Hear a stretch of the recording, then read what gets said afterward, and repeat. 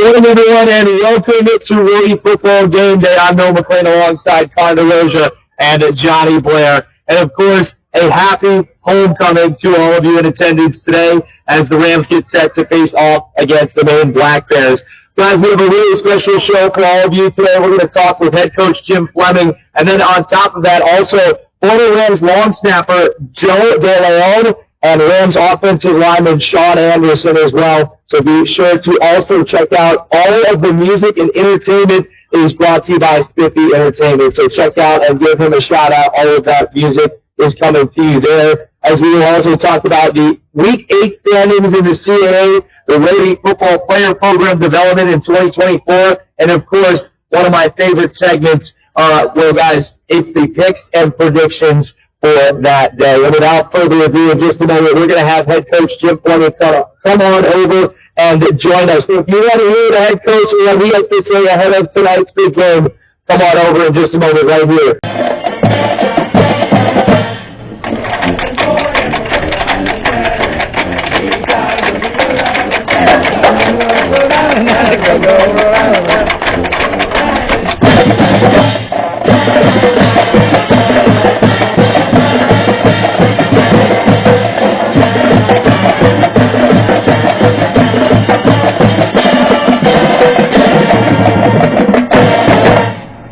I'm Johnny Blair alongside Noah McLean, Connor Roja, and the man that needs no introduction, the head coach of the ULI football Rams, now ranked 15th and 16th in the conference after a big win playing the trip to UNH. Coach Jim Fleming. Coach, I want to start off by asking how you're doing. I can't complain. You've got a beautiful day for football. We got a bunch of people, that are out here looking like they're having a good time. So I'm really looking forward to getting out in the field and then putting it out there with these guys. It's going to be a very good game. And I hope you guys are able to put this thing together and continue to build out big football. Yes, Coach. First off, big win last week in Durham. What was that atmosphere like? And, what was the statement that you guys made winning up in Durham for the first time in your tenure here? It's certainly something that took a long time to happen. We're talking 30 years before the opportunity to go up and play them on the road and come home with a victory. So it was a big step forward for our program. It was a necessary win for our season. And, I thought we did it in a convincing manner. All three phases contributed to the victory, and it was a good ride home, I'll tell you that. So, it was short-lived because now we got the Black Bears, and they're up in a couple hours. We're going to have to play extremely well looking at both of those teams. It seems like that's going to be an interesting matchup at the end of the year between UNH and Maine. But we got our hands full today, and we'll try to take care of business and do the same stuff. Yeah, Coach, and today marks the 2-thirds way of the season. You're in the third of the season left. You stand out with a one-loss record. What's been your favorite part about this team in comparison to teams in the past? Well, I've loved all the teams I've coached, regardless of the records, regardless of the outcomes, because of the effort and energy they put into trying to give this school a championship-level football program. What makes this group special is that they've been found a way to go 6-1. They've stacked games in a number of dramatic fashions late, which speaks highly to the character of a football team. Now, certainly the thing that's most impressive to me is that I still think our best football is out there. If we can get out, get started quickly on both sides of the ball, get the ball effectively. I'm really trying to see what we're capable of. And, our whole goal each and every week is just to be a little bit better. So that's, we're a lot better if we can. Looking forward to today's matchup. Always have concerns going into every game. But we're going to play hard. We're going to play well. And hopefully at the end of this game, we're having another party. Now, coaches, you will only face CAA opponents for the remainder of the season. How do you get your team in the mindset that every game matters and just try and showcase what you guys are possible, alluding off the fact that you still feel you haven't found your best game of football so far, and getting to that point where not only will you get that CAA championship, we also get that beautiful push card. Well, it's not even a push card, but there's a whole card that you don't have to push along, because I know that's in the potential future. Those have been cheaper and cheaper. I'd much rather be able to take it off my son without a doubt. Everybody doesn't know what we're talking about is some electric push cart, so I don't have to push my bag anymore. It just follows me around. But, it's very easy when you start talking about CAA football with our kids. You know, we have smart kids, so our smart kids right now are smart enough to know that each and every week going forward right now is a championship football game. You know, it's hard to say what the markers are this year. A 12-game season. Wins is 9 wins against but we've got an opportunity to knock off another CAA team and take closer to being a champion, which just like the things that we've done recently. I mean, it took 30 years to be able to go up there and beat New Hampshire. A couple of years ago, it's been 18 years since we ever beat Maine. You know, and so we've knocked off some of these things, but the big one that's been hanging out, and it hangs out in the north end of our stadium, is 1985 was the last championship that was won there. That was the first year I started coaching, if you can believe it. And that is the monkey we would like to get off our back and join people up on that banner. You know, taking care of business in a way to win a championship. Yeah, Coach, and today being homecoming here for a few years now, what's your favorite tradition for homecoming? And what does it mean to see former players like Kasim Hill? You got Joe Dolan, Sean Wilson, other players back there. What does it mean for you to see these guys coming back year after year? Like I said, you know, the levels of success that come about in recent years, you know, are admirable. You know, been able to turn a corner on a program that was really, you know, not in very good shape when we took it over. But to see everybody come back is really cool because, I mean, you know, you look at some teams that we've had in the past that have made the same kind of effort, invested the same kind of preparation, went in with the same commitment and goals and just falling short, you know. So a lot of the stuff we're able to do now is built on the shoulders. You know, a lot of people that have gone before us. So, you know, to come back, you know, come out here, you know, look at Rhody Gameday Live, this is a new thing. I mean, that's a growth. You know, you look at what happened in the Rhody Athletic Challenge the other day. You know, we had a number of people that contributed a tremendous amount of money that's going to help us continue to build the program. And then you look around here. I mean, look at this place. I mean, you got, you know, people having a great time. Maybe haven't been back on campus for a little bit. Football is the centerpiece of that, and now it's our responsibility to go out and play our very best football game and give everybody something to cheer about and have a good time the rest of the day. And Coach, for those who may not be familiar with Maine football and what the Black Bears are good at, what kind of game should the fans expect from both sides of the game? Yeah, you go right down the list. If you look at them, I think that they're a solid group up front on offense that can move people off the ball a little bit. I think the line of scrimmage is going to be an extremely big part of what happens today on the field. They've got 3 backs as we do right now that I really think are really pretty good, and they can roll them in there so they can, you know, a number can damage you in a number of different ways. Some with size and just bullish nature, and some with some speed and quickness. We've got 2 receivers that are concerning, and their quarterbacks, you know, who I didn't know much about, is really, you know, come on throughout the last 4 games. You know, so I think, you know, you look at a team that went down to Villanova, you know, and pulled, you know, an incredible upset, probably the upset of the year in our conference. They're playing with a lot of, you know, belief and a lot of emotion.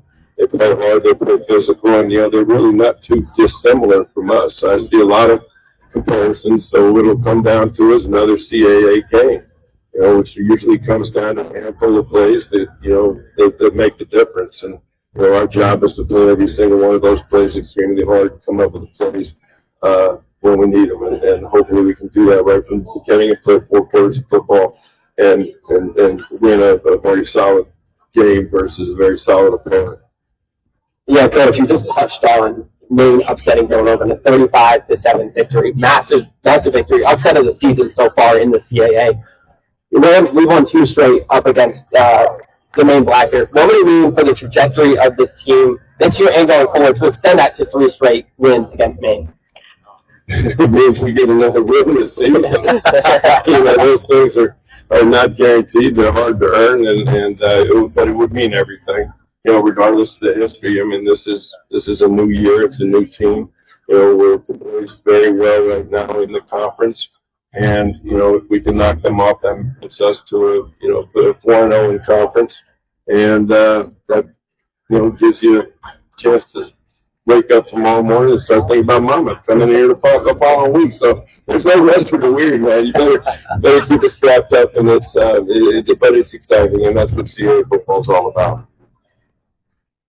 Awesome, Coach. Thank you so much for joining us today. We really appreciate you taking your time, and good luck to you today. All right, boys. All right, man. Thank you very much. Go Rhody. Let's take a look. Let's do in the CAA today, and then as well as the upcoming. So, Week 8 recap first, guys. Let's talk about some of the things. Stony Brook improved to 5-2 on the season. They really started to find a bit of a groove themselves, taking a 52-24 victory on the road against Towson, and then over Towson, who fell to 3-4. The one thing that was highlighted as Stony Brook quarterback Tyler Knopp, who threw for 387 passing yards and 6 touchdowns. I mean, just a dominating performance. Going over, we just talked about that loss to Maine, a tough one there. 35-7 with that loss, and then Maine, of course, getting that victory as we move to Villanova now being 5-2. Maine coming in, they put up 21 points, guys, in the first quarter. So kind of that opposite of what Rhode Island did last week. They were in the halftime with only 2 points, but now they're able to find a rhythm. We'll see what they can do for that. Monmouth stays on its hair. Monmouth is now 4-3 with a 55-17 blowout against Bryant. Monmouth in victories this year is averaging 53.5 points per game. The Reds faced them later in the season, and this offense is explosive. Every single game seems like they're putting up 40 points. Even if they lose, they're putting up 30 to 40 points. The now 4-3 Hampton Pirates get their first conference victory of the season, and an even bigger blowout than the last one. 59-17 over North Carolina A&T, as the Aggies now fall from the bottom of the conference with a 1-6 record overall and 0-3 in CAA play. And then we're going to jump right to William and Mary, who stands at 5-2 in the conference, 2-1 in the conference, 5-2 overall, following a 35-28 win against Campbell, who is just ahead of NC on their schedule at 2-5 and 4-3 in conference. DeLeone is 2-5, 1-2 in conference play. They just won their first CAA game of the year with a 30-14 win against New York U-Albany team. And then last year, the co-CAA champions U-Albany announced it's just ahead of Bryant in the conference with a 3-4 record and 1-2 in conference play.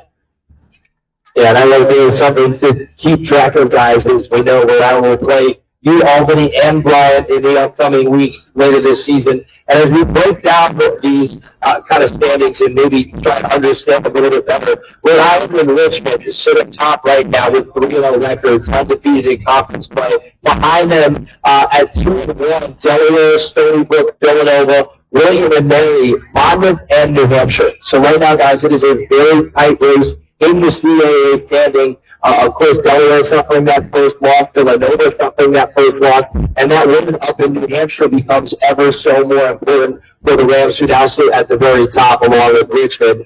Maine is on the right side of things as well, but they're 2-2 in conference play. This is a thing where they have to dial in and make sure that they come out of here in a very tough atmosphere to get a win. Sitting at 1-2 in the CAA, Hampton, Towson, U-Albany, and Elon. Again, U-Albany, maybe a bit of an outlier. We thought they were going to have a bit of a better season with their team. You can't let them go unnoticed. They are very talented. And then Bryant, Campbell, and North Carolina A&T remain the only winners teams in CAA play so far for the teams that we looked at. Yeah, looking for the Rams are really looking for the better of some evils this week. Instant rivals Bryant are taking on the Richmond Spiders, who are kind of that big last top dog in the CAA. Left undefeated. Towson will be traveling to New Jersey in an attempt to defeat that high-flying, high-scoring Monmouth offense. They're taking man as well, so it's about a point they put up. Okay. At 2 p.m., Elon and Hampton will play as both teams look to get to 500 in conference play for 2024. And then during the 3 o'clock window, it's going to be U-Albany looking to get their season back on track after a rocky start against the juggernaut in the CAA that has been the Delaware Flames. And then in one of the must-watch games of the weekend, New Hampshire, they traveled to Villanova, one of the interesting games in the CAA, after Villanova suffered their second conference loss of the year. Usually will have an uphill climb for the rest of the year. Yeah, we know that game becomes ever so more fruitful as well for University of New Hampshire because when you think about these things, how many years they had won, guys, how many years they had dominated against Rhode Island after home turf. To lose that, now they have to go on the road. That game's just moved a little bit more blood in the mouth. And when we look at the Ohio games, William and Mary will be facing off again, as well as they will face Stony Brook. That's a game to watch out for. Other games as well included North Carolina A&T and Campbell, and of course Rhode Island will host Maine right here as we will do that. We're going to step aside, but before we do, we also want to give a big shout out to Food Life. I know you guys are up early. I'm sure you guys enjoy it, and hopefully. Well, thank you guys so much for coming out. Everyone else, if you guys are here to want to come over, we're going to sit down with the Joe DeLeone and Sean Anderson in just a moment, right out here on Rhody Football Gameday.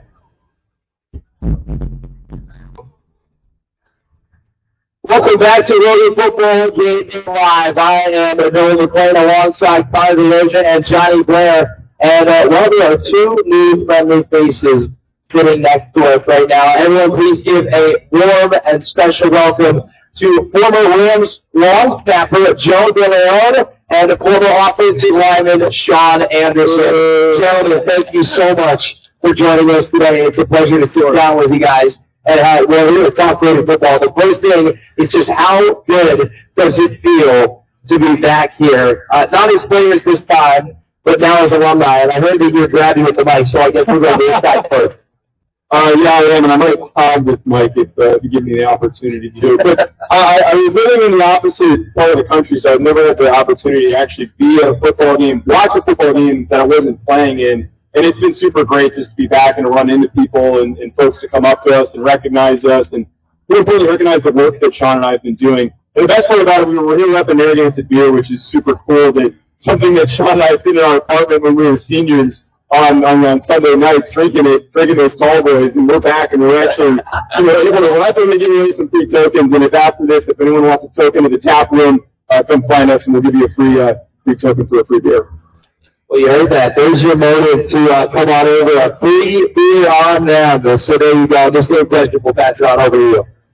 Oh, it's great to be back. You really couldn't pick a better day to have a Rhode Island homecoming. We had a couple that had torrential rain pour. It's great to see the tailgate environment and everyone's so excited, especially with a very good football team for Rhode Island. You can feel it in the air. We were at walkthrough yesterday. The energy is really high. It feels great to be back. Now, I know there's a lot of things that probably come to your guys' mind when you think about all the things that you've went through, all the times that you've maybe not been here, but watched Rhody football program develop as a team. What's the first thing that comes to mind when someone says to you Rhode Island football? Yeah, I think the biggest thing, and I really attribute Coach Fleming the way that he helped us and really coached us and brought us along and helped us mature as young men. The biggest thing is just attention to detail, being a part of the family. I don't know many other football programs that are like this. The guys are excited to come back. I talk to so many guys that I run into that played all over the country, and they don't have that same level of pride that I feel like here that we have at Rhode Island. And it wasn't always like that. It wasn't always like that. I think Coach Fleming, the biggest thing for us former players is that we feel like we're a part of something. We take a lot of pride in knowing that this Rhode Island football team is continuing week after week, year after year to get better and better. And Sean and I voted on the stats poll for the National FCS poll, which is basically like the AP poll for the FBS level. And to be able to put Rhode Island in there, in that top 15, for them to be even higher than that, it's just so amazing. And I think the first thing, again, that I always think of is family, development, that attention to detail, and it's so great that we're able to rep them the way that we can. And Sean, same question to you. Yeah, when you had seasons like we had where maybe in the win and loss column they weren't spectacular, you would expect from the outside standpoint the team wasn't close or the coaches weren't connecting with the players, but it was the exact opposite. I feel like I can text any one of my teammates, reach out to any single one of them, they get back to me, and it picks up exactly where it left off. I've seen some of them walking around. I know during the game it's going to feel like 2018 just right after the season. all over again. So being able to, cultivate those bonds and seeing the work that Coach Fleming has been able to do, and to come in early with his regime and to see the improvement, and it also cultivates what he was expecting and wanting, it's just a great feeling to be able to see what they've been able to do. Awesome. I'm going to pass it down to Connor and ask you guys a few more. Now, you both play kind of thankless positions, long snapper and offensive lineman. They don't get the buzz that quarterbacks and wide receivers do, even though, you got building games with offensive linemen or snappers. So I suppose you guys take me through what it's like playing here these 4 years in Kingston, what this culture was all about. I'm always trying to grab the mic from you. One biggest thing is I got to give Coach Fleming credit for just giving me a shot to be a part of this Rhode Island football team. I was getting recruited by other CAA teams, but just to give me that, me not being the best athlete, me not being the biggest guy, anyone who saw me walking around, I'm barely 5'11", maybe. And when I was playing, I wasn't really that big, but he gave me the opportunity to play. He put me on scholarship when I was a preferred walk-on, and I started 39 career games. And it's surreal that I can say, and know, being as small as I am at the current moment, that I was a part of a Division I football program, and that I was able to be a part of some really big winning programs. And if we're talking about playing straight, I had a couple of guys DM me, teammates DM me to give a shout-out to that 2018 team. Which we were phenomenal. We sent a couple guys to the NFL. Shout out to Murph and Isaiah Coulter and Aaron Parker. And that was really the catalyst and the start to this success, because I think that put us on the map. And from the media perspective, tracking everything, so many people were talking about, especially Isaiah Coulter, as a draftable prospect, and saying that this guy could be a sleeper. And people were saying that Kyle Murphy could be somebody that goes in those later rounds and be a quality depth piece at offensive line. We were getting so much buzz, and I put so much credit to those three for helping this program grow as much as it has. Yeah, for me in the O-line room especially, maybe not nationally known, but the Rhode Island offensive line room is continuously, for the 2+ years before I got here and the 4 that I was here, continue giving looks to really good prospects. Dino Boyd, Kyle Murphy, is Joe noted, and Dave Steinmetz, Tyler Catalina, all these guys that show that they can make it work at the FCS level, and they can make it work at Rhode Island. It's one of those things that makes you want to keep going and keep playing for the team, keep getting better. And a lot of the stuff that I saw in those O-line rooms, it taught you a lot of how to be a man, how to be a grown-up, and even if you are buried on the depth chart, to just keep on doing exactly what they need you to do, because at times the team is bigger than yourself. So if it needed to be a practice squad rep, or if it's 2s or an emergency with the 1s, whatever the situation is, it's about being ready, being disciplined, and being able to be there for your team. Yeah, the offensive line, the program that has been built here at Rhode Island, it's seemingly only getting bigger, starting with you guys, and then, a Johnny Cornelius here his freshman year, and then transferring to Oregon, probably a 1st or 2nd round pick this year. Michael Lorenzen, signed with the Browns on the practice squad right now. But, you guys were here for 4 years, went to school here. Can you guys take me through, what in Rhode Island, here at school, helped you guys prepare for your career as, full voters and multimedia journalists for the NFL? Yeah, since graduating, I've had so many amazing opportunities to, again, be able to represent Rhody. The first thing that I do a lot of national radio spots, CBS Sports Radio, Sirius XM, VSiN, that I've had opportunities to talk draft, talk college football. And the first thing that I always get that gets brought up in reference to my bio, and I leave it in my Twitter bio so guys bring it up, is former Rhody long snapper.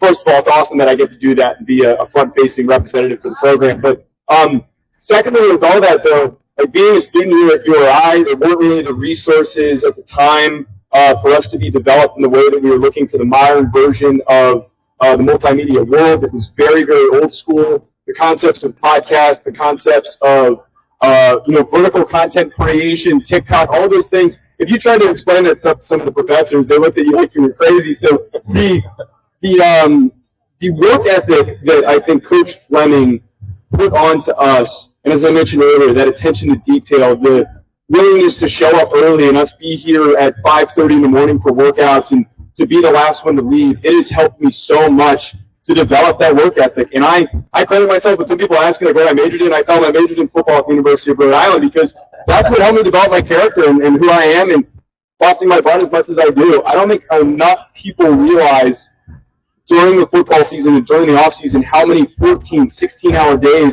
there are when you're in the building, you're traveling, and you're just going to be tired, dog tired. Having been through that for 4 years has helped me, become and grow as a content creator, a media personality, and on-air host to the point where eventually, I think I'd get even bigger and continue to get pride to say that I was a Rhody Ram. I'm going to give one quick shout out to Ian Reyes in his audio production class. It was probably the most instrumental real world class that I took here at Rhode Island. Outside of that, Joe hit it right on the head. It's the athletics program and learning how to work odd hours in the real world. When I was at Sirius XM, it was 6 p.m. to 2 a.m. shifts that with West Coast baseball spanned to 3 a.m.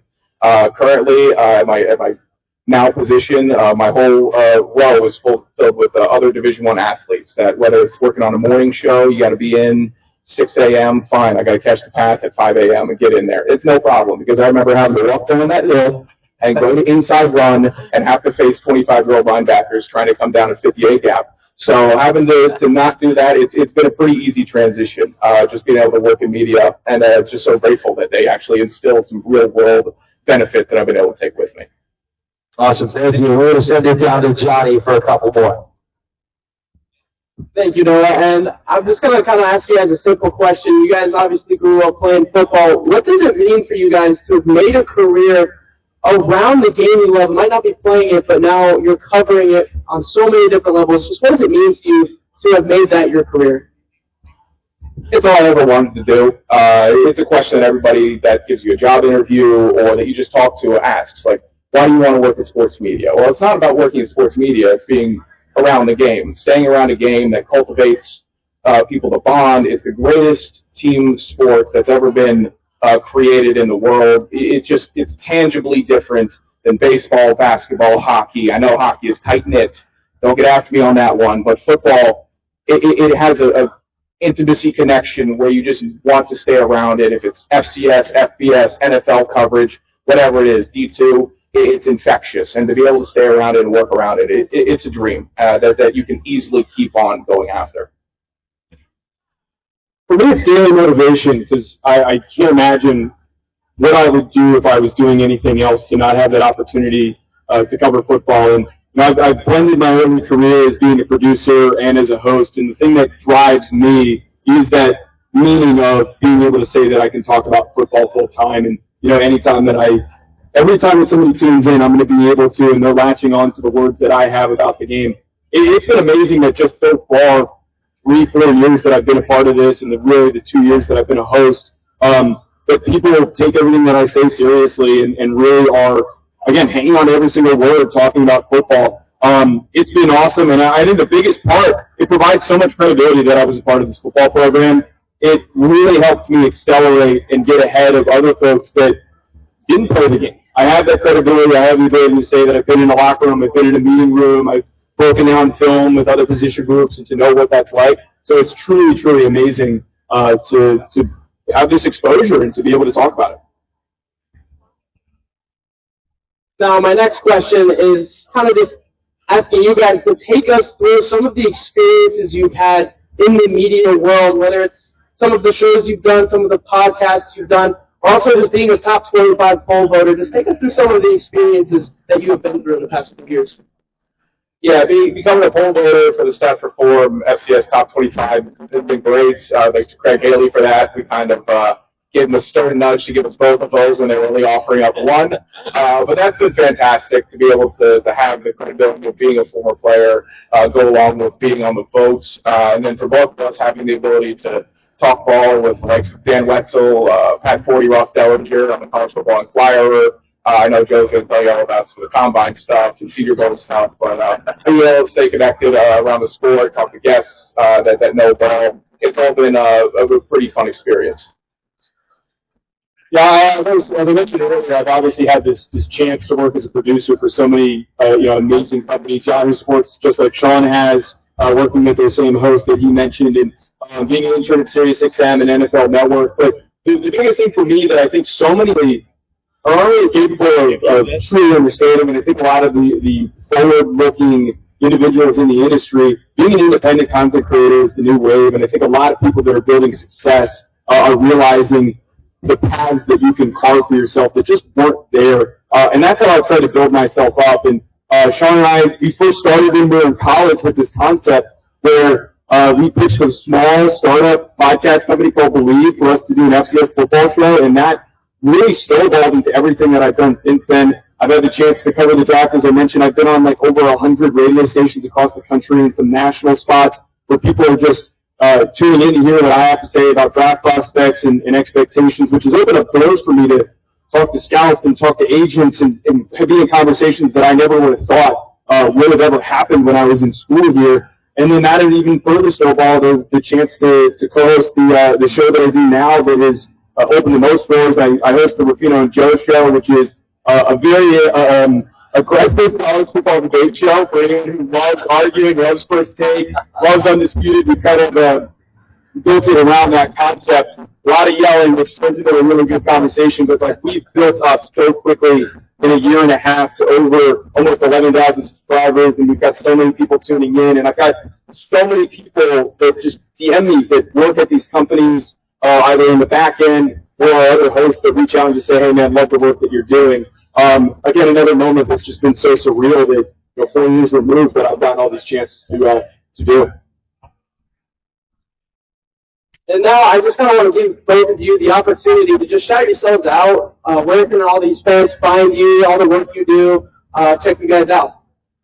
Yeah, me, Sean Anderson, Sanderson Radio on Twitter, Hack City Pod on Twitter, the Hack City Podcast on YouTube. You can check it out. Obviously, tons of weekly uploads talking FCS, FBS, NFL. The subscribers do a bit there. Also, Joe, but it's, Sean Anderson, everywhere you can find it. Yeah, I also have to be a part of that. Thanks for including that there, Sean. They're doing Hack City Podcast, which is Move On Football Talk. A lot of FBS talk, and we've got a lot of radio listeners who we hear from often that really enjoy the show. And also coaches across the country that love that show as well, which has been the most random part about it because we have a very barstooly approach where we don't take it ourselves too seriously, but we try to provide as much context and information with the fun that we're having on the show.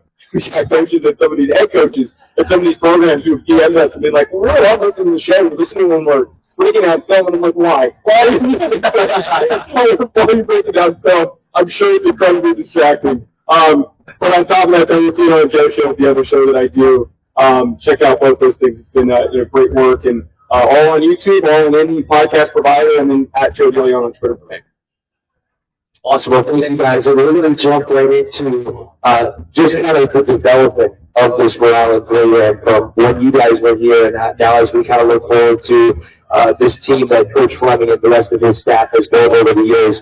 Looking back at your time as a Rhode Island Rams football player, what initially kind of makes you guys fall in love and have those moments where you say, it feels good to come back. It feels like a family even when you're quote-unquote removed, because as we know, you're never removed from this kind of a situation.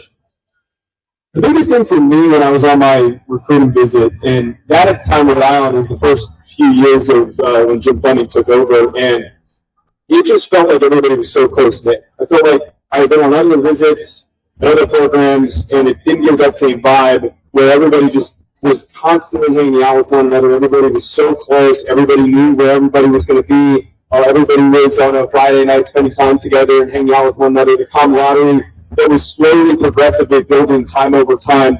And that's something that doesn't just change overnight. There's certain programs that are able to do it super quickly because they've got that, that built-in infrastructure for when one coach passes the torch to another. But Coach Fleming had to really start from scratch. And Sean mentioned it earlier. We had a walkthrough, and it was like watching military operations with how focused, locked in, there was clapping going on and cheering, chanting, stuff that was foreign to us, that we never thought that there would be such a lock-in, like a walkthrough of all things. So, that is amazing that they've taken these steps forward. But yeah, what it really means to me is I keep bringing it back to family. There's just such a family culture here that seems to be carrying it. Yeah, for me, Rhode Island was always there for me, good or bad. It was a text away, a call away, a coach during the recruiting process. They were always there, always sticking by.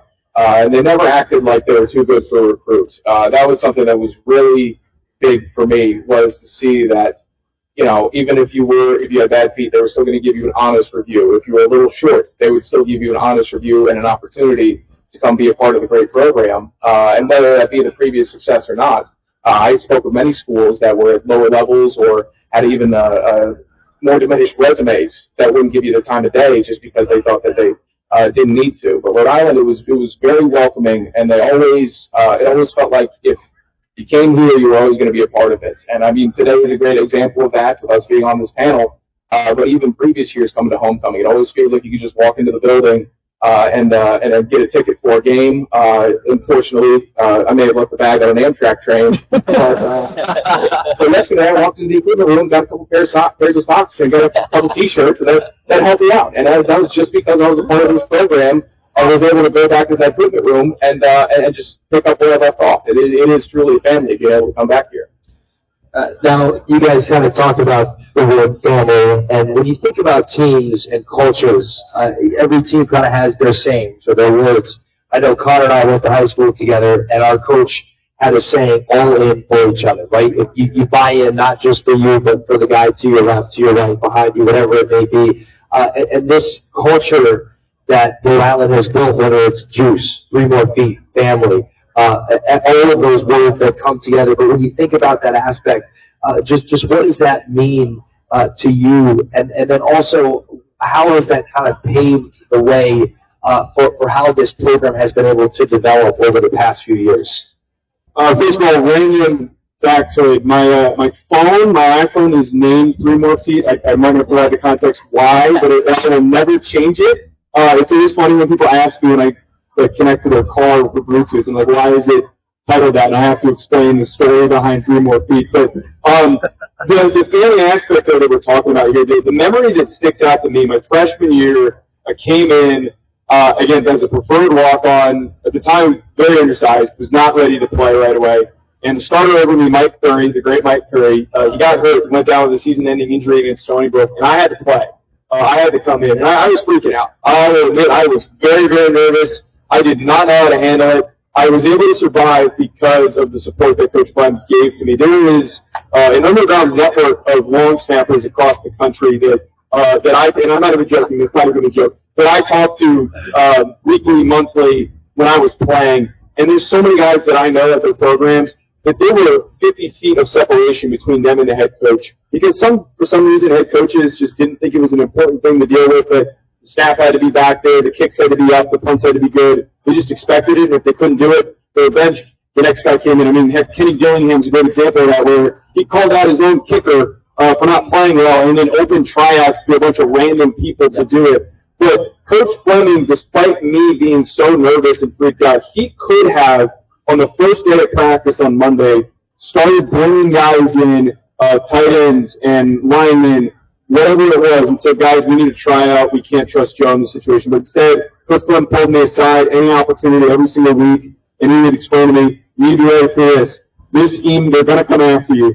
They know that you're a freshman. They're going to try and get in your head.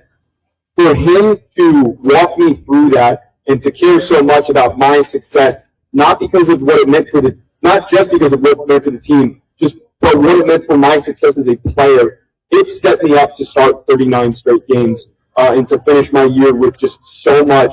And there's many times I've been yelled at by Coach Fleming, but it feels like it's your dad yelling at you. I disappointed him, and I could have done more to play up to his expectation. But it all comes back to that, and there's just so many positive things that I can say about Coach Fleming.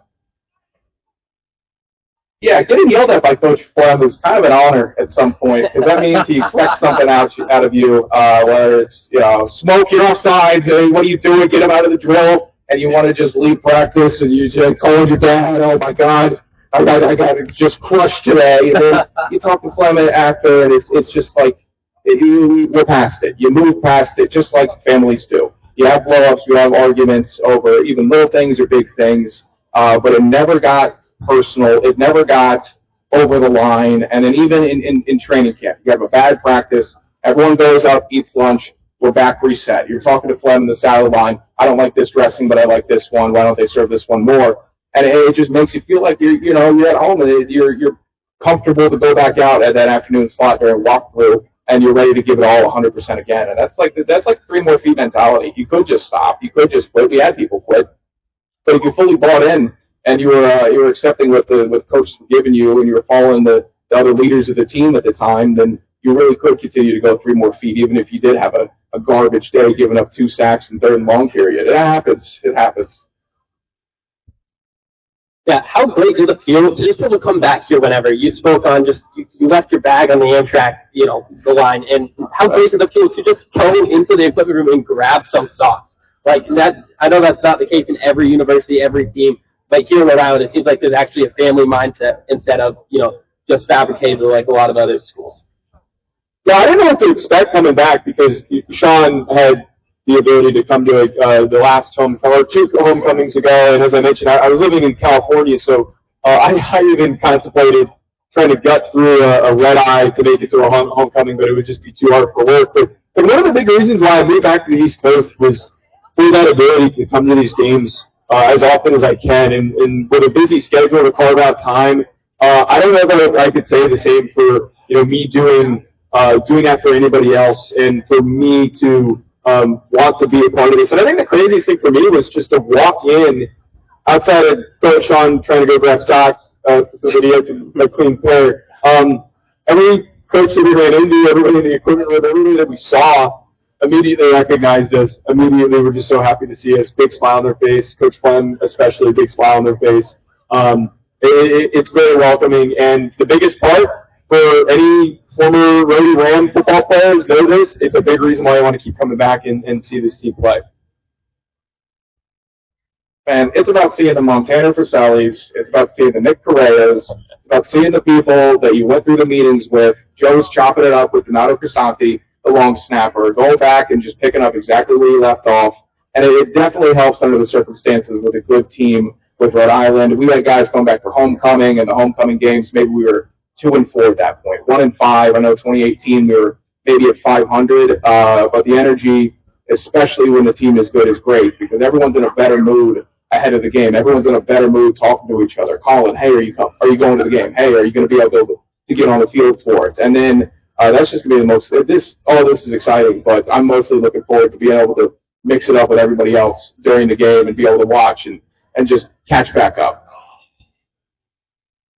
Yeah, and the Rams the last few years, seems like every year we take a step in the right direction. This year we're trying to get over that 3-loss hump and get into the playoffs. And every single season it seems like more and more players are getting NFL looks, UFL looks, and CFL looks. So what does that say about the program and player development? Like you said, how other schools might say, oh, you have one bad snap, we're going to do an open tryout. But Fleming takes the time to teach you guys and really work with you guys. So what does it say about the program development from the entire staff and Fleming? I think what's most important to bring up here, in the modern version of college, certainly taking the brunt of it because, Johnny Cornelius is such a positive representative of this program. I've talked to so many individuals just across the industry, from media to agents, about him and his development. But he got stolen away by Oregon in the transfer portal. Not saying that it wasn't by legal means by Dan Lanning, but it's hard to keep those guys that are NFL caliber. And he's going to go on to have the opportunity to play elsewhere and to get the chance to play in the NFL. For Rhode Island to have and develop players that I know that are going to get shots, that are getting looks, that get people on this current team, that people reach out to me about and say, what do you think about this person? Do you know any more? Can you give me a little bit more context? Can you find out more about this guy? There's players on this current team that I think are going to get shots. And like last year and the year before that, there's just more and more momentum for it because of that player development. There are not many programs in the country that can say that. It's the North Dakota States, it's the Montanas, the Montana States, the South Dakota States. It's a very small grouping of various teams that consistently put NFL guys out because they're playing in such a secluded location that those guys want to stay close to home. Rhode Island, there is so much going on. There's so many programs nearby. And a lot of these guys come from out of state that play for these programs. So it can be easy for guys to get tampered with and get to be asked to come for a bigger program. So to keep guys in-house and then to develop them to that point says everything about Coach Fleming, and it is such a positive thing for any recruit who's considering being a Rhody Ram. I think it's a tremendous success for their talent development. Coach Leach and the strength and all of that has been fantastic because even if you do decide, hey, I'm going to come here for 2 years and possibly transfer, you could fall in love with the school. You could fall in love with being around the teammates. You had plenty of guys that had the ability, that had the talents to move to a different school, but they either got comfortable here, they liked what they were doing, they liked their role, and they liked the access that they have. NFL scouts do come to Rhode Island. People do get inquiries to go to the next level from Rhode Island. There's a continuously building track record of being able to recruit talent, develop it, and push it out, whether it be through the transfer portal, and that just makes it more exciting for recruits to be able to say, this is a place where I can go not only to play meaningful football, but to get legitimate looks at the next level, whether it be strictly being here for 4 years or from other opportunities that I find along the way. Awesome. Thank you. Well, Johnny, why don't you take the last couple of minutes? Yeah, we talked so much about what this program is all about, but since you guys have left this program and now that you've come back, what are some of the biggest changes in this program that have stood out to both of you? Just a little bit of the on the forefront practice side. It sounds like Flem's taking a little bit easier on these guys, which could be good. They seem healthier. They seem in high spirits. The winning also has been great. I think it was a team that learned how to win. The 2018 team that we had, that was the first winning season in program history in like the 18 years prior. That set up a bit of a tone. We didn't follow it up our senior year, but following off of that, there were people that learned and continually built off of that baseline knowledge of how to win a game, and it continued to cultivate and grow, and it's not all going to happen in 1 year. Say you get a really good quarterback, that's great, he's out in 4 years, and you could be left holding the other end of the stick, just hoping for another guy to come through. But developing a culture, developing a team and a structure that can learn how to win and move forward like they are doing here at Rhode Island is the most impressive thing, because we didn't have that when we got here. We just had to kind of help chip away on the foundation that started before us, build off of it, and then the classes that came behind us built off that even more. And before I pass this over to you, don't get too mad at me, but I do just want to touch off that because earlier this week we had a chance to sit down with Head Coach Jim Fleming in an episode of Behind the Anchor, a podcast, and he talked about his time with Stony Brook and going undefeated. He took a program that was really battered and he brought it immediately to the next level. Now, after leaving Stony Brook, he comes to ULI where he kind of has a similar start, but in terms of not having a program to really talk about a winning mentality. And he thinks that, he's like, all right, I'm ready to go. We're going to win out immediately. But then he also learned how to win with this team, how to build this program up in a different way than he had at Stony Brook. And I think you just nailed that on the head, because he just really talked about that, and that still holds true, because he talks about that Stony Brook season and how special that was. But he says that he would love this is more special because you work harder for this. This is something you built and you watch it. It takes time, and everything that has just kind of fallen into place and started to develop. Our sophomore year, Nick Saban randomly decided to make a comment after a game when I think a reporter asked him, "What are you playing for this year?" Something along those lines, and he, for some reason, elaborated that we're playing for an SEC championship game. We're not the University of Rhode Island playing for a picnic at the end of the year. And honestly, like our first couple of years when we weren't that great, it did kind of feel like we weren't really playing for something. We didn't know that what we were playing for and what was on the table.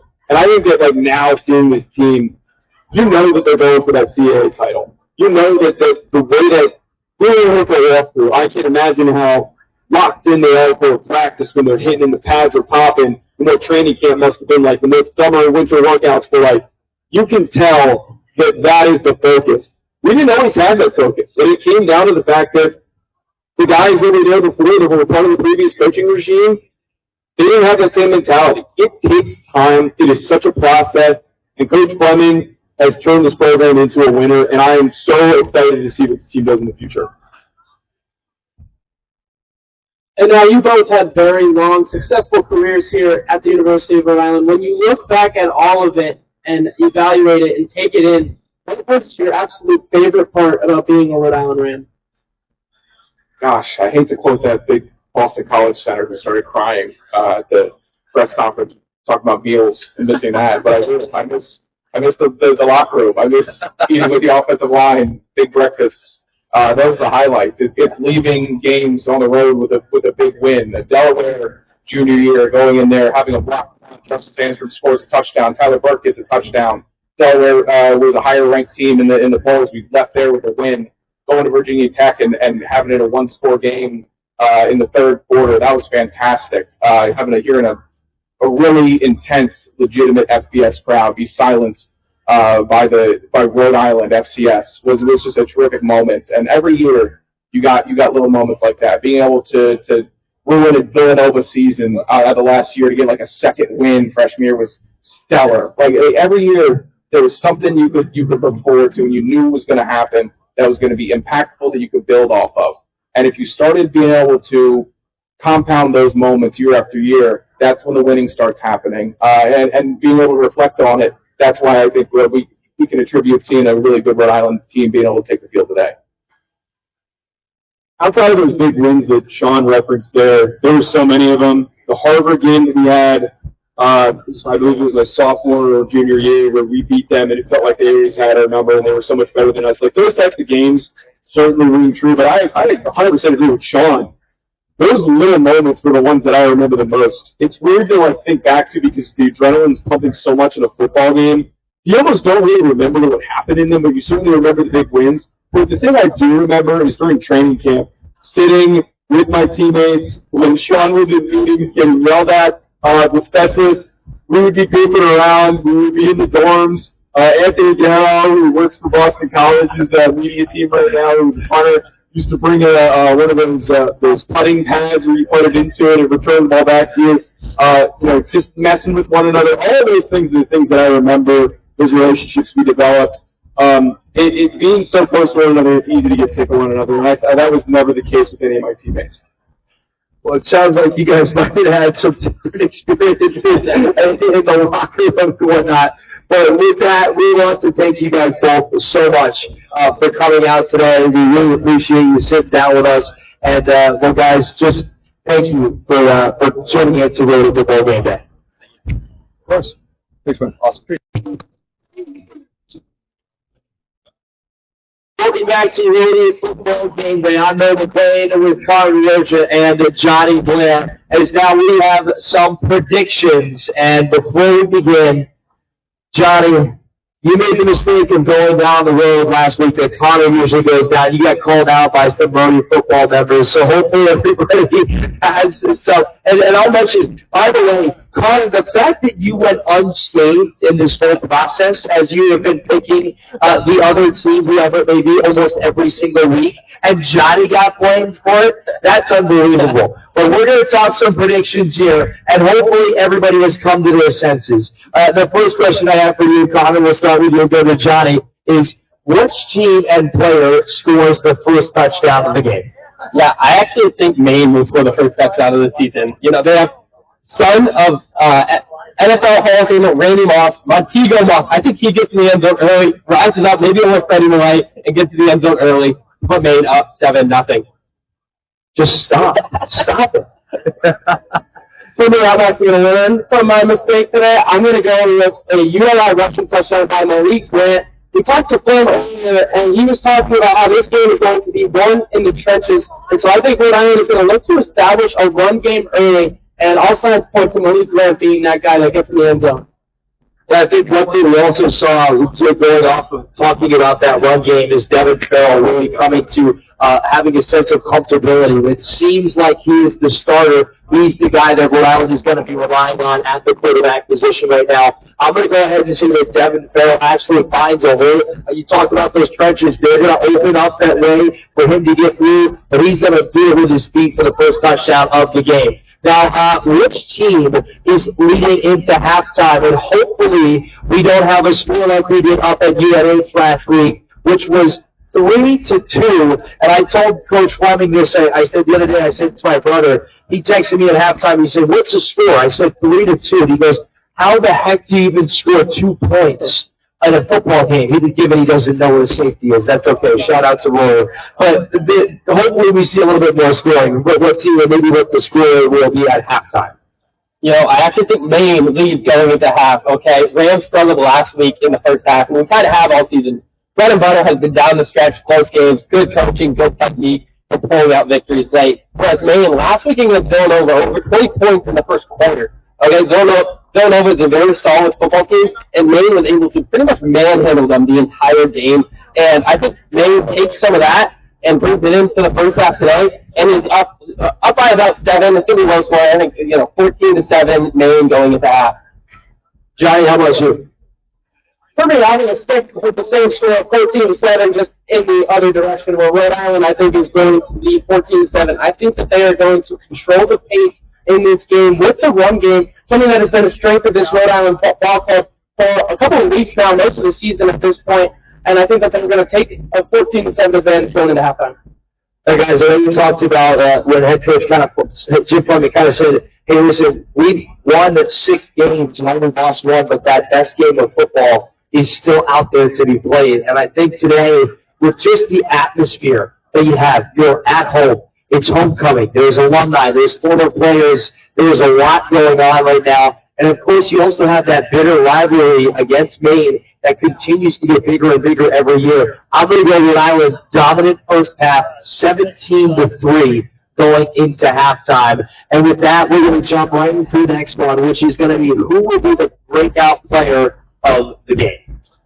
Yeah, I've got this backfield. I'll call this backfield 24 hours, okay? De'Leone Silence wearing number 20, Louis Grant wearing number 4. Maine averages giving up over 5 yards per carry. So I think this backfield, they're open 24 hours, and they're going to be in for a big day. I would not be shocked if De'Leone Silence breaks one for over 40 yards and takes it to the crib.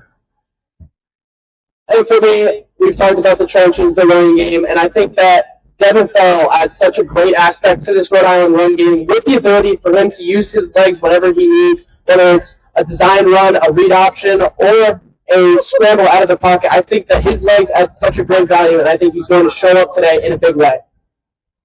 And guys, this guy has been said over and over and over and over again. But when you have a guy that has an effect on a team like A.J. Pena does, I have to say it's going to be A.J. Pena. I mean, his mentality coming off of the field every time, but especially last weekend against UNH, you saw what it meant to him. And you know how much playing at home here in front of these fans also means to him. He's just an emotional guy. And let me tell you, he said it on our show once, he is ready to run through a wall and wants to put quarterbacks in the ground. I think we're going to see a lot of that today. A.J. Pena is going to be the guy to do it. And with that, the final score prediction and who wins. Connor, please be smart. Yeah, my last 2 picks may have led on that I'm going Maine, but I'm actually going Rhode Island 21-22. A barn burner where Rhode Island gets a 2-point conversion down towards the end of the game to pull out a victory. Maine is coming in hot off of Villanova, but I think the Rams in the second half shut down this Maine offense in Montego Moss, courtesy of Freddie Millay, who's just everywhere. He's got a club on his hand, and he is everywhere. Got a pick. He's one of the most fun players to watch on the football field, and I think Rhode Island pulls out the victory and moves to 7-1. Johnny? For me, I'm also going to go with Rhode Island. Not as close as Connor has led on. I think it's going to be 30-20. Rhode Island takes this one, and I think you mentioned that UMaine is coming in hot off of a win against Villanova, but Rhode Island is also hot, coming off of a big win in New Hampshire. I think they're going to carry this momentum back home in front of the home crowd on homecoming day, and I think it's going to be 30-20. Rhode Island takes it. All right, guys, well, I mentioned Rhode Island being up at halftime, 17-3, and that trend is just going to continue. Now, Maine will close the gap just a little bit, but I think the final score, I'm going Rhode Island 28, and I am going Maine 13. This is just going to be an opportunity for Rhode Island to go out and make his statement here at home. I do not see this Meade Stadium crowd and the way that this football team has been playing going in any other direction than just that. And with that, well, before we wrap up our homecoming special of Rhody Football Gameday, we would love to give a special shout-out to our head coach, Jim Fleming, and, of course, also Joe DeLeone and Sean Anderson. Thank you, guys. They'll be around to do some tricks of his life, so come on over if you want to see him break a nose or hit a can. Hopefully, just watch out for that. Medic's on standby. Be aware. There it is. And we thank you still all again for Greek Life, for everyone that was tuning in. This has been a production of Rhody Football Gameday. So one more time for Connor DeLeone and Johnny Blair, I'm Bill McLean saying stay safe, stay dry, and go Rhody.